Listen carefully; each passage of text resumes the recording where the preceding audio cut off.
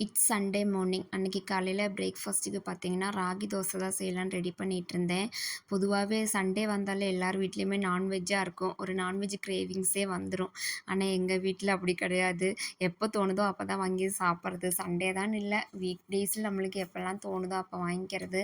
ஆனா, ஒரு சிலர் பார்த்தீங்கன்னா, இந்த ஃப்ரைடே, அ டியூஸ்டே, மண்டே அந்த மாதிரி டைம்லலாம் சாப்பிட மாட்டாங்க. நீங்க யாராவது அப்படி இருக்கீங்களான்னு சொல்லுங்க. நான் வந்துட்டு அப்படி கிடையாது. ஆனா விசேஷ நாளு, நல்ல நாள்ல அந்த மாரினா சாமி கும்பிடுவோம். அந்த அன்னைக்கு மட்டும் நான்வெஜ் சாப்பிட மாட்டோம். மத்தபடி எப்ப தோணுதோ அப்ப வாங்கி சாப்பிட்டுக்கிறது.